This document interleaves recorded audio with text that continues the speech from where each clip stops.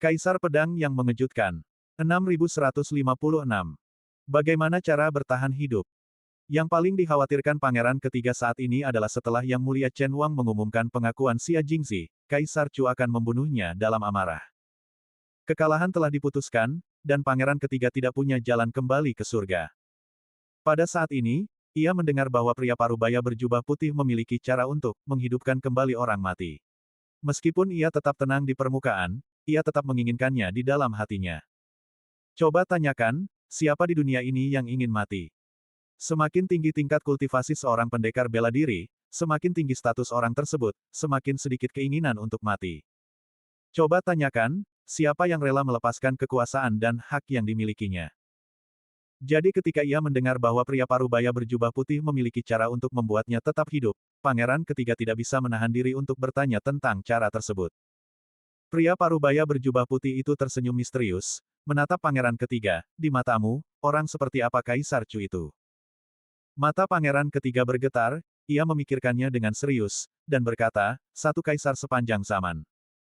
Tidak, tidak, tidak. Pria parubaya berjubah putih itu menggelengkan kepalanya berulang kali, Kaisar Chu saat ini, ketika masih muda, memang cukup berbakat, tetapi setelah memasuki usia senja, ia menjadi ragu-ragu, bimbang, dan tidak berani mengambil keputusan. Ketika pangeran ketiga mendengar ini, alisnya langsung berkerut, dan alisnya yang tajam berdiri tegak, beraninya kau menjelekkan Kaisar Chu, tahukah kau bahwa kau bisa mati 10 kali hanya berdasarkan kata-katamu?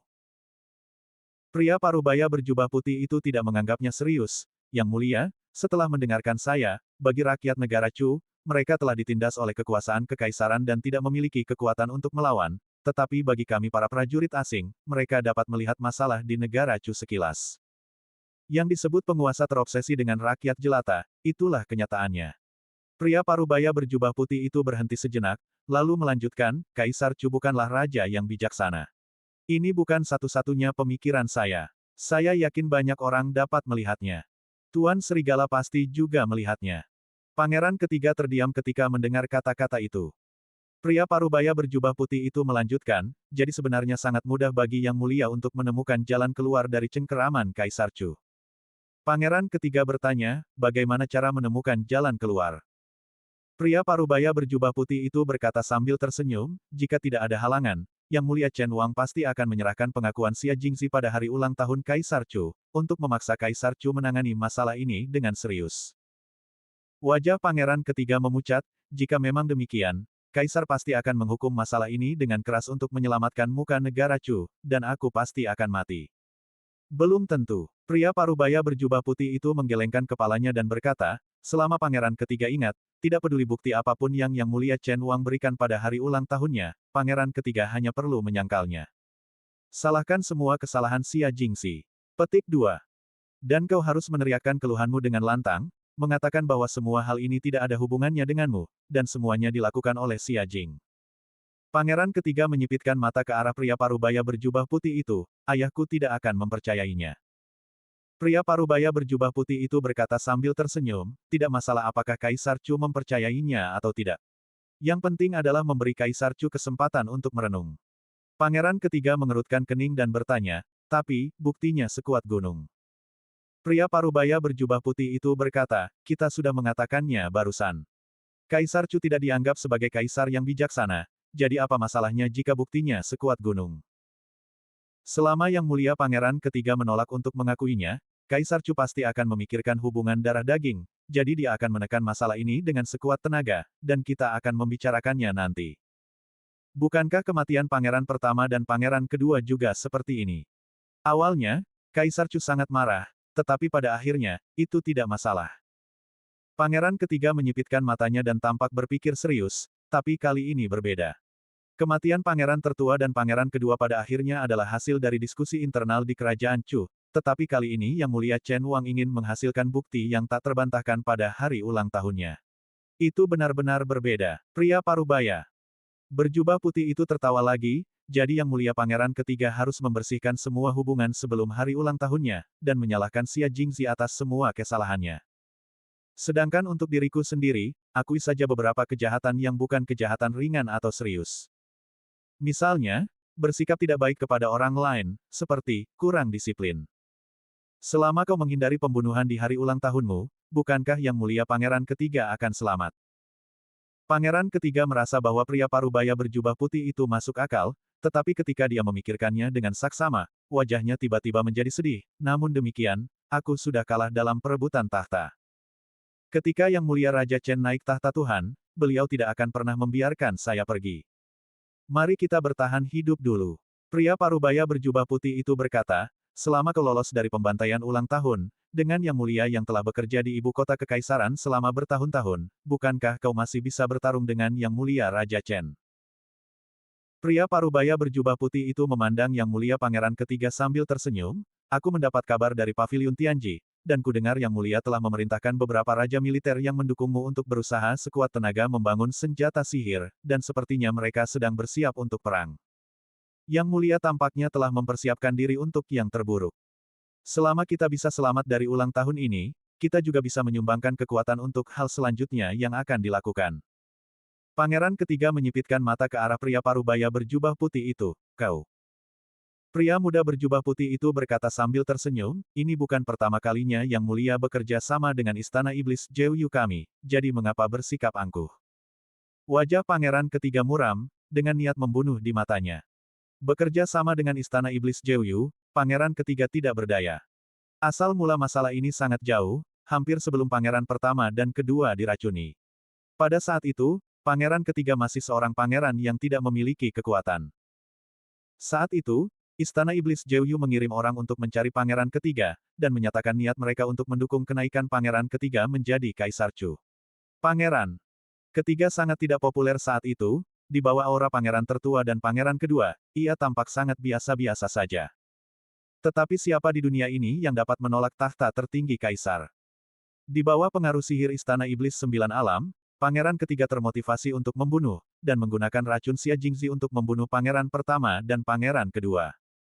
Juga di bawah pengaruh sihir Istana Iblis Sembilan Alam, Pangeran Ketiga menjebak kedua belas pangeran dalam rencananya.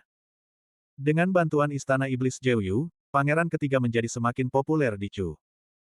Namun sebelum Pangeran Ketiga merasa senang, Istana Iblis Sembilan Neter mulai memata-matai informasi negara Chu, dan meminta Pangeran Ketiga untuk membantu menemukan orang-orang dari Purgatorium. Karena itu, Pangeran Ketiga diam-diam mengkultivasi Ansi di Purgatorium. Tetapi Istana Iblis Sembilan Neter menginginkan lebih banyak orang, dan Pangeran Ketiga tahu bahwa dalam jangka panjang ia hanya akan semakin terjerumus. Ia secara bertahap merasa bahwa dirinya direduksi menjadi pion di bawah kehendak Istana Iblis Sembilan Neter. Setiap kali Pangeran Ketiga ingin mundur dan pergi, Istana Iblis Jeoyu akan mengancamnya. Lagi pula, Istana Iblis Jeoyu tidak perlu takut, tetapi begitu berita tentang kerjasama antara Pangeran Ketiga dan Istana Iblis Jeoyu terungkap, nyawa Pangeran Ketiga akan berakhir. Begitu saja, butuh hampir 1000 tahun bagi Pangeran Ketiga untuk secara bertahap menyingkirkan Istana Iblis Sembilan Neter. Jika bukan karena pertempuran di pegunungan dan hutan di pinggiran timur ini, Pangeran Ketiga tidak akan punya tempat tujuan, dan dia tidak akan pernah membiarkan Februari menghentikan Lin Bai. Tapi aku tidak menyangka bahwa meskipun begitu, itu masih gagal menghentikan Lin Bai. 6157. Setelah mendengarkan kata-kata pria parubaya berjubah putih itu, Pangeran Ketiga tidak langsung menjawab, tetapi termenung lama. Pria parubaya berjubah putih itu tahu bahwa Pangeran Ketiga telah tergoda, jadi dia berkata sambil tersenyum, 2000 tahun yang lalu, ketika kami menemukan Pangeran Ketiga hanyalah orang yang paling biasa-biasa saja di antara semua pangeran. Setelah bekerja sama dengan kami selama 1000 tahun, Yang Mulia Pangeran Ketiga telah menjadi pangeran yang paling disukai di antara semua pangeran.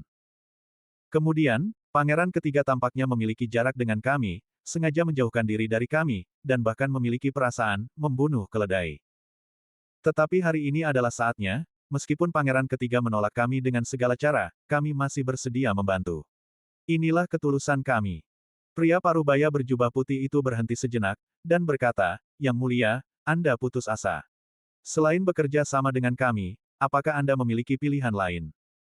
Pangeran Ketiga masih sedikit ragu di dalam hatinya, tetapi ketika mendengar kata-kata terakhir pria parubaya berjubah putih itu, ia tak punya pilihan selain menundukkan kepalanya dengan pasrah. Apa yang kalian inginkan? Tanya Pangeran Ketiga dengan muram. Pria parubaya berjubah putih itu berkata, kami tidak menginginkan apapun. Tidak, pangeran ketiga menatap marah pria parubaya berjubah putih itu, kalian ingin membina Kaisar Chu Boneka, dan membiarkan kalian mengendalikan Kaisar Chu Boneka milikku. Kalian begitu berani. Mata pangeran ketiga berkilat tajam, bahkan jika aku mati, aku tidak bisa menyetujui permintaan kalian dan menghancurkan fondasi abadi kerajaan Chuku. Pria parubaya berjubah putih itu tidak terpengaruh ketika mendengar kata-kata pangeran ketiga, tetapi hanya mengangguk, kalau begitu, semoga pangeran ketiga mendapatkan kehamilan yang baik di kehidupan selanjutnya. Sampai jumpa. Setelah selesai berbicara, pria parubaya berjubah putih itu berencana untuk berbalik dan pergi. Namun saat ia berbalik, urat-urat di dahi yang mulia berdenyut, dan ia menatap punggungnya dengan enggan. Kembali. Pria parubaya berjubah putih itu berhenti ketika mendengar suara itu, dan ia tidak segera berbalik, dengan senyum puas di bibirnya. Ia tahu, batas terakhir di hati yang mulia sebagai keluarga kerajaan Chu telah hancur sepenuhnya olehnya. Mulai saat itu, orang ini akan sepenuhnya direduksi menjadi pion yang dikendalikan oleh Istana Iblis Sembilan Neter. Pangeran ketiga menutup matanya kesakitan, ekspresi di wajahnya rumit, kusut, enggan, dan putus asa. Apa yang bisa kalian lakukan untukku? Pria parubaya berjubah putih itu berbalik, dengarkan kami, lewati dulu hari ulang tahunmu sebelum membicarakannya.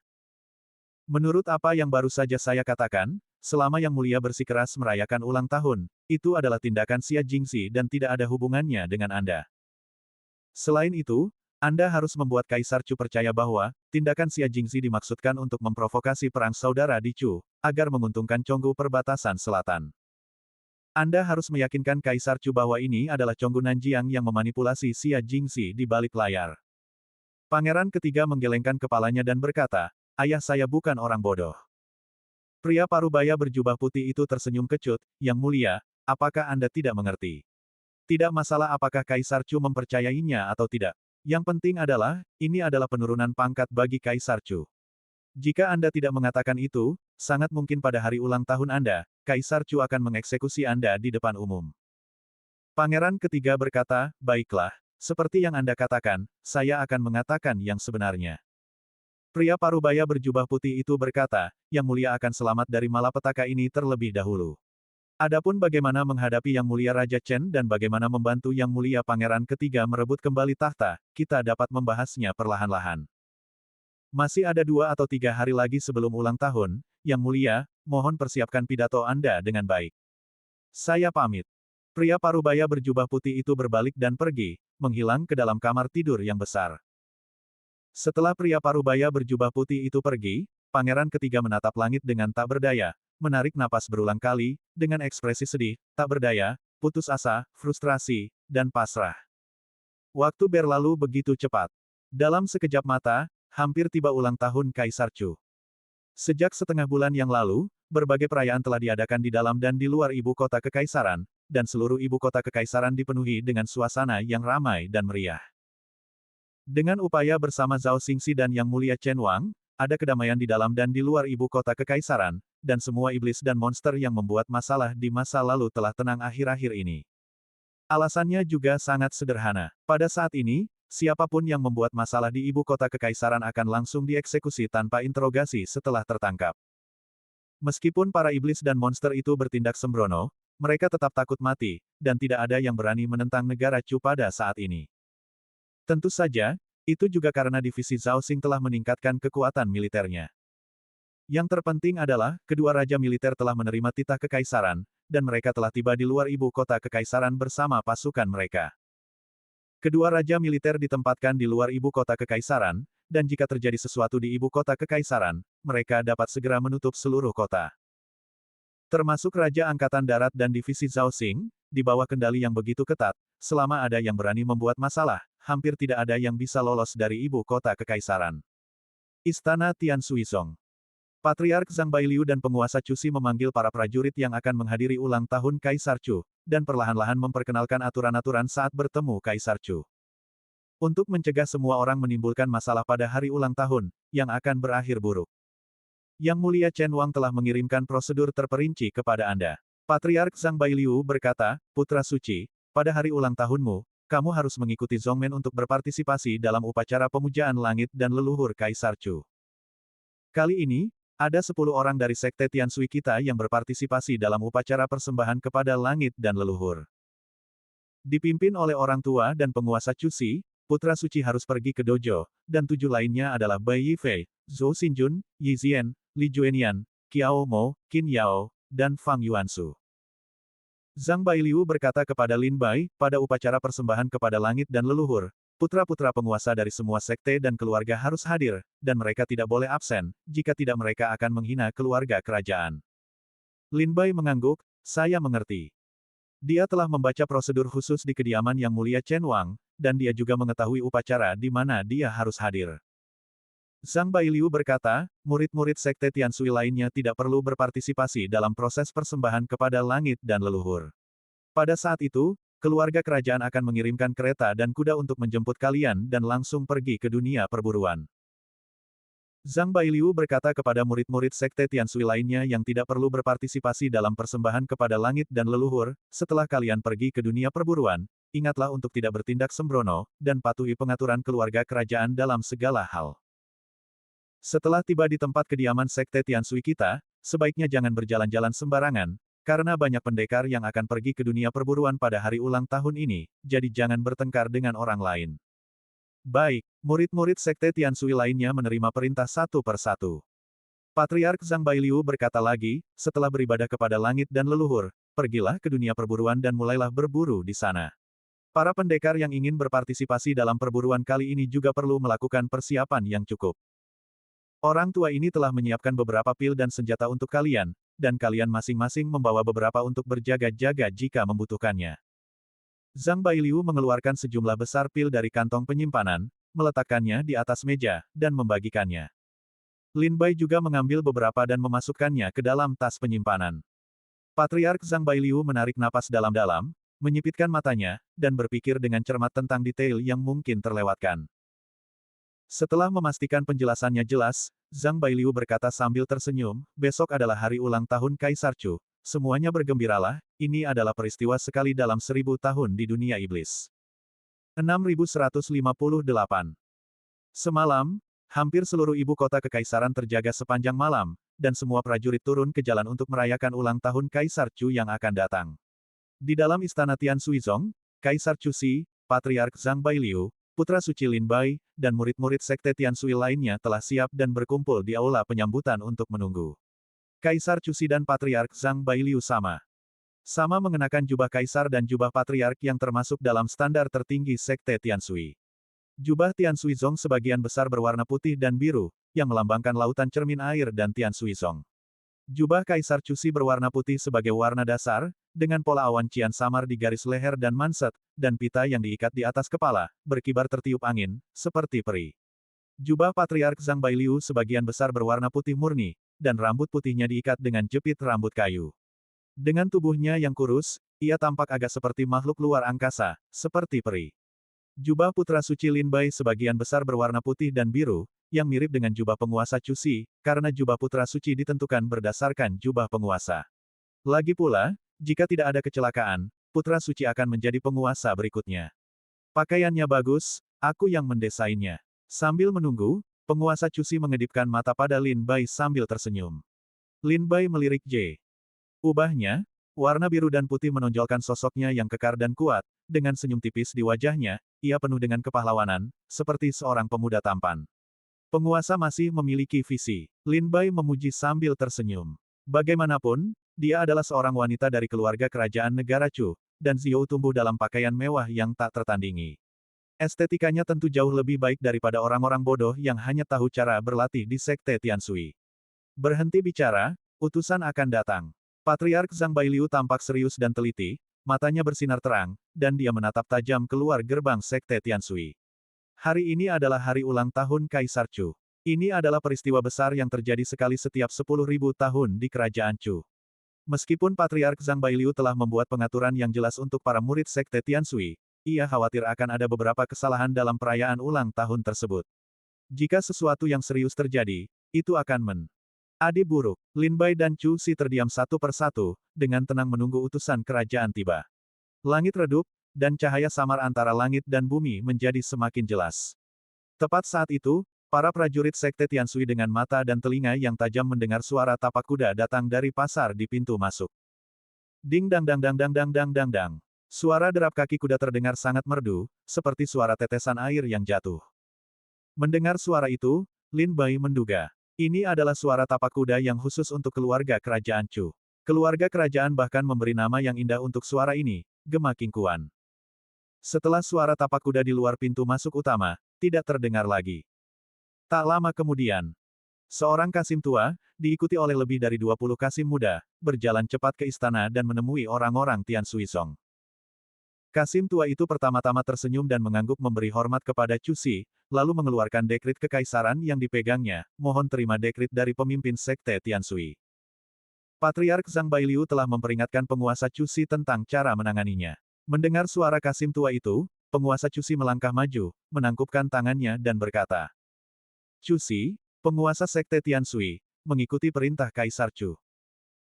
Kasim tua itu mempertahankan ekspresi serius, dan membacakan dekrit kekaisaran dengan cermat, secara khusus memerintahkan Patriark Sekte Tian Sui Chu Si, Tetua Sekte Tian Sui Zhang Bailiu, dan Putra Sekte Tian Sui Lin Bai untuk pergi ke kuil leluhur di kota kekaisaran untuk berpartisipasi dalam upacara persembahan kurban kepada langit dan leluhur. Kecuali penguasa, para tetua, dan putra suci, murid-murid Sekte Tian Sui lainnya mengikuti untuk menyambut utusan dan pergi ke dunia perburuan untuk menunggu jamuan makan. Tidak boleh ada kesalahan. Pemimpin Sekte Tian Sui. Isi dekrit kekaisaran itu sederhana dan mengejutkan, dan Lin Bai, penguasa Chu Si, dan Patriark Zhang Bailiu juga tampak cukup tenang setelah mendengarnya.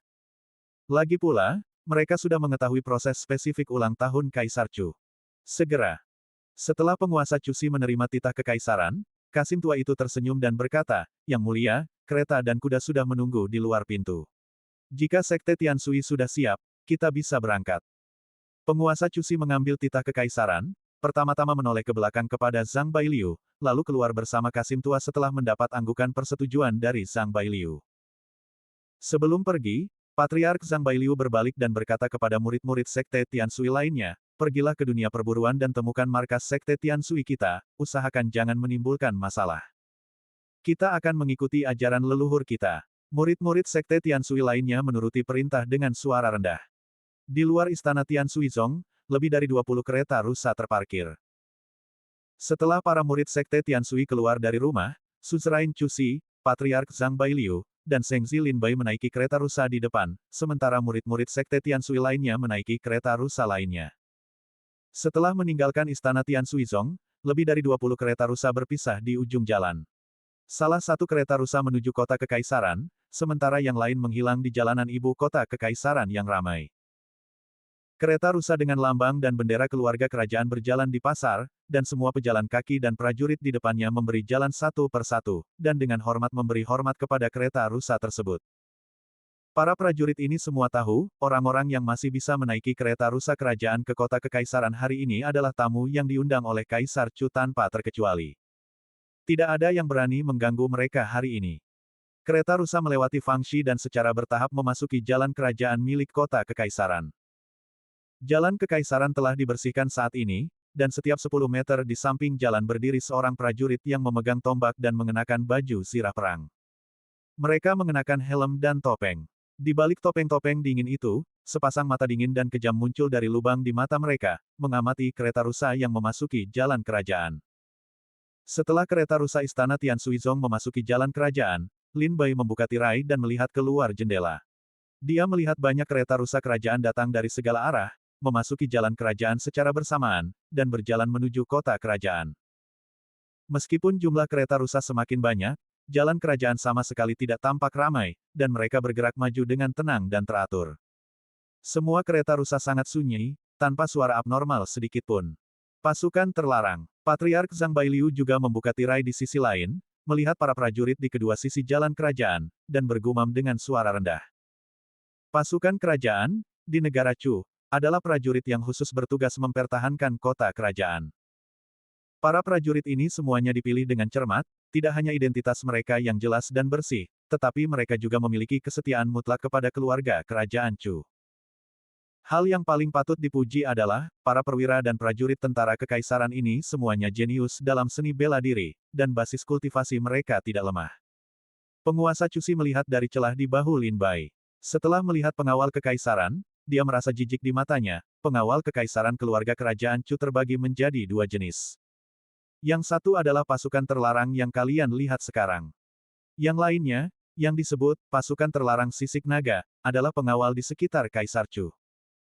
Kaisar Cusi mengerutkan bibirnya dan berkata, para prajurit terlarang yang berdiri di pinggir jalan ini semuanya berlevel sangat rendah, dan yang paling kuat adalah prajurit terlarang bersisik naga. Kekuatan setiap prajurit terlarang bersisik naga sebanding dengan alam Taiyi Daoguo. Ketika Lin Bai mendengar kata-kata Cusi, dia tiba-tiba menyadari bahwa ada pasukan yang tidak dikenal, misterius, dan kuat di samping Kaisar Chu. 6159. Di jalan kerajaan tentara terlarang yang dijaga ketat, kereta rusa perlahan melewati gerbang istana dan memasuki kota kekaisaran ibu kota. Para penjaga di dalam kota kekaisaran bahkan lebih ketat. Saat kereta rusa memasuki kota kekaisaran, Lin Bai seolah merasakan tatapan menyapu dirinya, melihat seluruh tubuhnya dengan jelas. Lingkaran sihir. Lin Bai menduga ini mungkin semacam lingkaran pengawasan di kota kekaisaran, dan ketika dia disapu oleh lingkaran ini, dia juga secara alami memasuki pengawasan lingkaran ini. Dengan kata lain, setiap gerakan Lin Bai di kota kekaisaran akan direkam oleh lingkaran sihir ini, dan tidak akan ada kesalahan. Lin Bai terus membuka tirai kereta dan melihat keluar jendela. Setelah memasuki kota kekaisaran, Lin Bai menemukan bahwa ada semakin banyak penjaga kekaisaran, tidak hanya penjaga kekaisaran yang berdiri di jalan kerajaan, tetapi juga banyak tumpukan tersembunyi di lingkungan yang gelap. Ketika Lin Bai membuka tirai kereta, dia merasakan setidaknya selusin mata tertuju dari segala arah, mengawasi setiap gerakannya. Bahkan jika mereka telah mengenali identitas Lin Bai, mereka tetap tidak menoleh. Lin Bai tidak memperhatikan tatapan-tatapan itu, juga tidak menggunakan mantra untuk melawan pengawasan lingkaran sihir, tetapi hanya melihat keluar jendela, memandang kota kekaisaran yang megah dan mewah. Kereta rusa melaju dengan tenang di jalan kekaisaran, dan sebelum fajar, kereta itu tiba di sebuah alun-alun besar, dan berhenti. Yang Mulia Putri ke-19, serta para tetua sekte Tianshui, kita telah tiba di tempat persembahan kepada surga, Tian Dautai. Petik 2. Silakan turun dari kereta, hamba tua ini akan mengantar Anda ke lokasi yang ditentukan dan menunggu upacara dimulai. Suara hormat dari Kasim tua yang mengemudikan kereta rusa terdengar dari dalam kereta. Setelah mendengar kata-kata itu, penguasa Cusi mengangkat tirai kereta dan masuk, diikuti oleh Patriark Zhang Bailiu dan putra suci Lin Bai. Ketiganya turun dari kereta rusa, mendongak dan melihat sekeliling. Ada tempat khusus di kota kekaisaran bagi Kaisar Chu untuk mempersembahkan kurban kepada surga. Lin Bai mengangkat kepalanya dan melihat sekeliling. Tempat ini adalah alun-alun yang sangat besar. Di tengahnya, 999 anak tangga giok putih menghubungkan ke sebuah platform tinggi yang besar. Di platform tinggi itu, bendera berkibar di 4 sudut. Karena penghalang formasi, Lin Bai tidak dapat melihat dengan jelas apa yang digambarkan pada bendera tersebut. Di tengah platform tinggi itu terdapat sebuah altar, dengan lonceng perunggu kuno di sebelah kiri dan gendang kaki di sebelah kanan. Di alun-alun, kereta rusa berdatangan satu demi satu. Setibanya di alun-alun dengan kereta rusa, para prajurit turun, semuanya melihat sekeliling dengan rasa ingin tahu. Lin Bai juga melihat banyak prajurit yang dikenalnya dari kereta rusa lainnya. Misalnya, para patriark dan putra suci dari 5 keluarga dan 7 sekte negara Chu, Zhao Xiantu dari keluarga Zhao, Sun Miao dari keluarga Sun, Limo dari keluarga Li, dan Sangguan Tong dari Wen Tianzong. Huang Qingyun, Santa dari Istana Teratai Suci yang memiliki hubungan baik dengan Lin Bai, Santa dari Sekte Danxia, Aa Suimodan, Chen Yule, putra dari keluarga Chen, Qian Hen, putra dari keluarga Qian, dan lain-lain juga termasuk di antara mereka. Para pendekar dari alam lain, seperti Meng Qinxian, putra suci Fan Tianzong, Ni Sang, putra suci Bai Tianzong, Yi Heze, putra suci Sekte Pedang Dingtian, Lu Qingjun, putra suci Qijue Cheng, Li Xuan Qiu, putri suci Yuezong, Santa Monan, Dot dan sebagainya, juga tiba di tempat pemujaan surga di bawah pimpinan para tetua atau leluhur dari sekte masing-masing. Saudara Lin. Tempat duduk sekte Tianshui di tempat pemujaan surga tidak jauh dari tempat duduk keluarga Chen, jadi setelah Chen Yule tiba, dia melompat dari kereta rusa dan menyapa Lin Bai dengan senyuman. Saudara Chen. Lin Bai juga membalas dengan senyuman. Pada saat yang sama, patriark keluarga Chen, yaitu ayah kandung Chen Yule, juga hadir secara pribadi. Setelah melirik Lin Bai, dia tersenyum dan membungkukkan tangannya kepada para pemimpin sekte Tianshui, Cusi dan Zhang Bailiu, sebagai salam. Zhang Bailiu juga tersenyum dan menangkupkan tangannya sebagai balasan. Di tempat pemujaan surga, semua orang terdiam, bahkan jika bertemu kenalan, mereka tidak berteriak keras, apalagi menyapa dengan mudah. Lin Bai mencari orang-orang yang dikenalnya di tempat itu, dan setiap kali melihat seseorang, ia tersenyum dan mengangguk untuk menyapa orang tersebut. Dan orang itu pun mengerti, dan mengangguk sambil tersenyum sebagai balasan. Itu saja. Dalam suasana hikmat dan suram ini, semua tim yang diundang oleh Kaisar Chu untuk berpartisipasi dalam upacara persembahan kepada surga tiba di tempat tersebut. 15 Sekte Masa Kejayaan, Sekte Tujuh Malam, Gunung Wansheng, dan Sekte Qitian di wilayah timur, Nanjiang Chonggu, Sanhaizong, Manzong, dan Wuzong di wilayah selatan. Sekte Iblis Pedang Terbang, Sekte Boneka Iblis, Kerajaan Sahailong, dan Kerajaan Lima Elemen di wilayah barat, Sekte Pemurnian Dewa, Sekte Pemurnian Jiwa, Sekte Pemurnian Mayat, dan Klan Dao Surgawi di wilayah utara. Para leluhur dan putra suci dari 15 kekuatan besar ini semuanya berada di barisan depan. Setelah mereka, ada sekte-sekte teratas dari semua wilayah utama, seperti 5 sekte 7 dari luar negara bagian, sekte 9 Qitian, sekte 8 Wansheng, dan kekuatan lainnya. Entah karena ada lingkaran sihir aneh di tempat persembahan kurban ini, atau karena tempat ini memang sudah hikmat dan sakral, sehingga para pendekar yang datang ke sini tidak berani melakukan kesalahan dengan mudah. Wajah semua orang penuh dengan keseriusan dan kehikmatan, seolah-olah ada simpul yang tak terurai di hati mereka. Yang mulia telah tiba. Saat matahari terbit di timur, bersamaan dengan sinar pertama cahaya keemasan di antara langit dan bumi, ia memasuki tempat persembahan kurban, dan pada saat yang sama, suara seorang kasim tua terdengar. Semua pendekar di tempat persembahan kurban menoleh ke samping satu persatu, melihat ke arah pintu masuk alun-alun, tempat Kaisar Chu datang bersama keluarga kerajaan. Penampilan Kaisar Chu kali ini tidak semegah yang pernah dilihatnya di dunia perburuan sebelumnya. Ia diiringi oleh ribuan pelayan wanita yang membawa lentera dan melemparkan bunga, menaiki kereta naga yang megah dan mewah, datang dengan penuh wibawa.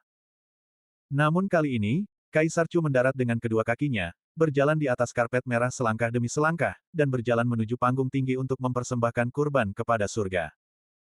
Meskipun tidak ada pengawal kehormatan yang megah dan kereta naga yang sangat berwibawa, tetapi saat ia berjalan selangkah demi selangkah, aura supremasi langit dan bumi di tubuhnya tetap luar biasa. Bahkan jika ia berjalan di tanah, ia tetaplah penguasa tertinggi di dunia iblis, penguasa tertinggi negara Chu, Kaisar Chu yang berada di atas puluhan juta. Aku telah melihat Kaisar Chu. Salam kepada Kaisar Chu. Para tamu yang menunggu di tempat persembahan kurban kepada surga melihat Kaisar Chu mendekat, dan mereka semua membungkuk memberi hormat. 15 pendekar bela diri dari kekuatan masa kejayaan semuanya menangkupkan tangan mereka dan berkata, aku telah melihat Kaisar Chu, yang dianggap sebagai penghormatan. Bagaimanapun, 15 kekuatan dahsyat ini adalah kekuatan yang dapat mengimbangi negara Chu. Tidak perlu bagi mereka untuk berlutut demi mengambil hati Chu, dan mereka secara alami mempertahankan sikap dan perilaku mereka. Adapun kekuatan lain, seperti 5 keluarga dan 7 sekte kerajaan Chu, setelah bertemu Kaisar Chu, mereka dengan rendah hati berseru, salam kepada Kaisar Chu, membungkukkan badan, dan menunjukkan sikap saleh. Adapun keluarga dan sekte biasa yang satu tingkat lebih rendah dari 5 keluarga dan 7 sekte negara Chu, mereka hanya berlutut di tanah saat ini dan beribadah dengan khusyuk. Haha, Kaisar Chu tersenyum lebar, dan perlahan mengangkat tangannya, kalian tidak perlu terlalu sopan.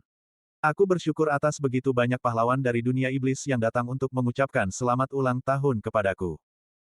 Nanti saja, semuanya, setelah Kaisar ini mempersembahkan kurban kepada langit dan leluhur, di dunia perburuan, aku tidak akan mabuk bersama kalian hari ini. Setelah Kaisar Chu menyapanya dengan senyuman, dia berjalan menuju altar. 6160. Kaisar Chu memiliki perawakan tegap dan wajah tegas. Ia mengenakan jubah hitam bersulam motif naga emas, menonjolkan kesombongannya. Mahkota Kaisar 9 butir di kepalanya menunjukkan otoritas tertingginya. Di belakang Kaisar Chu, berjalan seorang wanita muda dan cantik yang mengenakan mahkota Phoenix dan Siapei. Langkah kakinya hanya setengah langkah di belakang Kaisar Chu. Hanya mengikuti, setiap gerakan, setiap isyarat, dan setiap senyumannya menunjukkan keanggunan dan kemuliaan. Wanita ini adalah Ratu Negara Chu saat ini. Ia bukanlah murid dari 5 keluarga dan 7 sekte negara Chu, keluarga asalnya hanyalah keluarga kecil dan tidak dikenal di antara 18 negara bagian kekuasaan Kekaisaran Negara Chu. Pada tahun-tahun awal, setelah menjadi ratu, ia juga ingin mendukung kebangkitan keluarganya dan menjadikan keluarganya sebagai 5 keluarga besar baru negara Chu. Namun ia masih meremehkan kekuatan dan cara-cara 5 keluarga besar di ibu kota kekaisaran saat ini. Begitu ia memiliki gagasan ini, 5 keluarga besar tersebut segera melawannya. Meskipun saya tidak tahu apa yang terjadi selanjutnya, keluarga ratu hampir musnah, dan hanya beberapa pendekar benih yang tersisa untuk bertahan hidup. Jika bukan karena ratu, saya khawatir para pendekar benih ini akan dibantai semua. Setelah kejadian itu, Permaisuri menjadi tidak bahagia, tidak peduli dengan hegemoni di dalam dan luar negeri, dan berlatih di istana sepanjang hari. Konon, tingkat kultivasi ratu sebanding dengan Kaisar Chu, tetapi tidak ada yang pernah melihat ratu bergerak selama bertahun-tahun, jadi mereka tidak tahu kekuatan spesifiknya. Selama periode waktu ini, Permaisuri membuat terobosan dalam pengasingannya. Jika bukan karena ulang tahun Kaisar Chu, dia mungkin tidak akan meninggalkan pengasingannya. Di belakang Kaisar Chu dan Permaisuri, diikuti oleh 2 pangeran terkuat di keluarga kerajaan negara Chu saat ini, yaitu Pangeran ketiga dan Yang Mulia Chen Wang. Kaisar Chu memiliki banyak anak dalam hidupnya, dan tidak sedikit pangeran dan permaisuri yang berpartisipasi dalam pengorbanan ulang tahun ini, ada lebih dari 30 orang.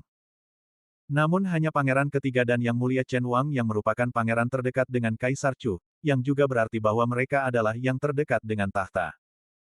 Pangeran dan putri lainnya mengikuti di belakang Pangeran ketiga dan Yang Mulia Chen Wang, berjalan diam-diam tanpa mengucapkan sepatah kata pun. Di belakang banyak pangeran dan putri, terdapat anggota keluarga kerajaan, seperti Pangeran Mo dan Pangeran Su yang telah berpartisipasi dalam penyelidikan kematian pangeran tertua dan pangeran kedua. Raja Liang, bersama putra sulungnya Chu Zimo, kedua putri Chu Tinghan dan Chu Tingsui, juga mengikuti di barisan keluarga kerajaan. Sebagian besar, pangeran, ini adalah saudara Kaisar Chu, dan kekuasaan mereka di dalam dan di luar istana bukanlah tanpa alasan. Di bawah kepemimpinan Kaisar Chu, Ratu, para pangeran, anggota keluarga kerajaan, dan lebih dari 100 prajurit kerajaan berjalan menuju teras Tiandao dengan penuh kemegahan. Dunia menjadi sunyi. Ada kekuatan menekan yang samar-samar menyelimuti tempat persembahan kurban kepada surga, membuat semua prajurit yang hadir merasa seolah-olah batu besar menekan hati mereka, dan mereka harus berhati-hati bahkan saat berbicara dan melihat. Mainkan musik. Kurban kepada surga. Kasim, kaummu, di sebelah Kaisar Chu berteriak keras saat melihat kaki Kaisar Chu menginjak platform dao surgawi. Barisan musisi yang telah lama menunggu di sekitar alun-alun mulai menyanyikan upacara dan musik untuk persembahan kurban kepada surga. Suara yang merdu dan indah, bercampur dengan perasaan berat tahun dan sejarah, bergema di antara langit dan bumi, dan juga bergema di telinga semua prajurit. Dari suara ritual dan musik yang berat, seolah-olah orang dapat melihat 300.000 tahun kerajaan Chu, bagaimana ia tum. Dari negara yang tidak dikenal menjadi penguasa yang kini memimpin alam iblis timur. Diiringi suara ritual dan musik, Kaisar Chu melangkah ke platform Tiandao dan menuju altar, sang ratu berdiri di sampingnya dengan tenang dan anggun. Yang Mulia Chen Wang dan Pangeran ketiga berdiri dengan hormat dan hikmat. Para pangeran dan anggota keluarga kerajaan lainnya tidak naik ke teras Tiandao, tetapi berdiri di sekitar teras Tiandao, memandang ke atas. Kaisar Chu berdiri tegak di depan altar di teras Tiandao dengan kepala tegak, tangan di belakang punggung, dan memandang ke langit. Yang Mulia, mohon, Kasim Anda menyiapkan dupa dan dengan hormat menyerahkannya kepada Kaisar Chu. Kaisar Chu memegang dupa erat-erat di tangannya, menatap langit dengan ekspresi sangat serius dan penuh hormat, lalu berkata dengan suara berat, saya, Chu Liang, Kaisar ke-42 Kerajaan Chu, membakar sebatang dupa hari ini, untuk menyampaikan kepada Tuhan Yang Maha Esa, dan berharap agar Chu diberkati. Negara D. Amai dan rakyat damai, dan keluarga Chu akan hidup selamanya. Setelah Kaisar Chu selesai berbicara, ia meletakkan dupa di tangannya ke dalam tempat pembakar dupa emas ungu di depannya. Yang Mulia, mohon, Kasim Anda segera mengirimkan dupa kedua. Kaisar Chu mengambil dupa itu dan berkata dengan ekspresi serius, saya, Chu Liang, Kaisar ke-42 Kerajaan Chu, membakar sebatang dupa hari ini. Wilayah itu tak tertembus. Setelah berbicara, Kaisar Chu memasukkan dupa ke dalam tempat pembakar dupa lagi. Yang Mulia, mohon, ayah mertua Anda segera mengirimkan dupa ketiga. Setelah Kaisar Chu menerimanya, beliau berkata dengan teliti, saya, Chu Liang, Kaisar ke-42 Kerajaan Chu, membakar sebatang dupa hari ini, sebagai pengingat hormat kepada Dao Langit, dan berharap Dao Langit akan memberkati Anda. Selanjutnya, adalah proses persembahan kurban kepada langit yang dilakukan Kaisar Chu. Dari persembahan kurban kepada Bapa Surgawi dan Ibu Pertiwi, hingga jalan langit, matahari, bulan dan bintang, 9 langit, 10 bumi dan 8 penjuru. Lin Bai telah melihat proses persembahan kurban kepada langit yang rumit di Chu. Lin Bai benar-benar ingin tahu. Di dunia seni bela diri, apakah jenis kurban ini benar-benar bermanfaat? Baik itu menyembah langit atau leluhur, ada lebih banyak orang di dinasti Fana. Mereka belum menguasai metode kultivasi seni bela diri, dan mereka sangat takut pada makhluk tak dikenal. Jika seorang pendekar alam Tai Daoguo seperti Lin Bai pergi ke dinasti Fana dan menunjukkan kemampuan, terbang ke langit, sesuka hati, dia akan langsung dipuja sebagai dewa. Tetapi di dunia seni bela diri, petarung yang kuat sudah cukup untuk mengejar bintang dan merebut bulan, serta memindahkan gunung untuk mengisi lautan. Dalam arti tertentu, para petarung ini ada seperti dewa. Seorang seniman bela diri setingkat Kaisar Chu, kecuali bahwa dia belum melepaskan belenggu hidup dan mati untuk saat ini, kultivasi dan kekuatannya hampir setara dengan dewa. Jadi, apakah pengorbanan semacam ini masih bermakna? Tetapi apa yang terjadi selanjutnya mengejutkan Lin Bai. Saat Kaisar Chu memasukkan batang dupa ke dalam pembakar dupa ungu emas di depannya, asap hijau mengepul ke langit, dan semburan udara ungu tiba-tiba muncul di langit di atas platform Tiandao. Ki ungu datang dari timur. Banyak orang memperhatikan pemandangan di atas teras Tiandao, dan melihat ke atas satu demi satu. Saat Kaisar Chu memasukkan lebih banyak batang dupa ke dalam pembakar dupa ungu emas, semakin banyak udara ungu berkumpul di atas platform Tiandao. Perlahan-lahan, gumpalan udara ungu dari awal berubah menjadi awan ungu yang menutupi langit dan menyelimuti langit negara Chu. Kini, banyak prajurit di dalam dan di luar ibu kota kekaisaran mendongak ke arah kota kekaisaran, dan melihat udara ungu yang megah itu perlahan menyebar dari kota kekaisaran. Semua orang menyaksikan perluasan gumpalan udara ungu ini, hingga udara ungu itu meluas hingga mencapai 80.000 mil, dan kemudian tiba-tiba berhenti. Kaisar Chu juga memasukkan batang dupa terakhir ke dalam pembakar dupa emas ungu, dan mendongak ke arah 80.000 mil udara ungu di atas kepalanya. Hehe. Di ibu kota kekaisaran, seorang pendongeng di warung pangsit mendongak ke arah Ziki di arah kota kekaisaran. Ziki berjarak 80.000 mil, aura kekaisaran keluarga kerajaan Chu benar-benar luar biasa, tidak diragukan lagi itu adalah keluarga kerajaan Chu yang dilindungi oleh surga. Setelah pendongeng itu bergumam beberapa kata, dia meletakkan sendok sup pangsit yang dibawanya ke mulutnya, mengerutkan kening, dan berbisik aneh, itu tidak benar, Chu Liang bukanlah raja yang bijaksana, kan?